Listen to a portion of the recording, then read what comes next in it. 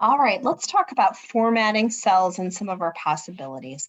Now, the first thing you already know, but I want you to see what it looks like when it does not fit. So we're going to highlight our total, and I want to put that into currency. So I'm going to click over here for the number format, and I'm going to hit currency.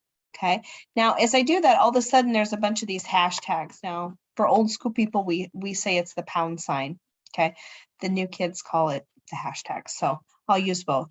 What that means is that number is larger than the column. So if I widen my column, that number fits. So if when you're doing this and that comes up, don't panic. All you have to do is widen that column out. All right, so I want to come down here, and this number has a lot of decimal places, and I do not want that. So what I'm going to do is I highlighted the cell. I'm going to come over, and instead of hitting one of these, I'm going to ask it for more. That brings up various different ways in which we could do this. Now I'm going to hit number, and then it brings me up to the decimal places.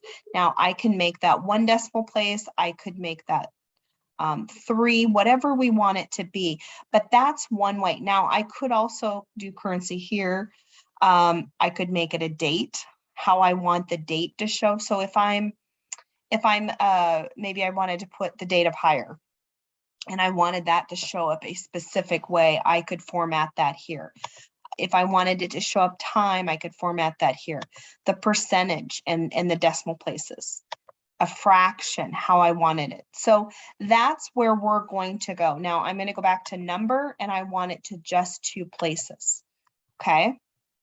So you've got when you format a column, and if it's not wide enough, what it looks like. And now if you want to format that number to be only 2 decimal places. So that's how you format those cells.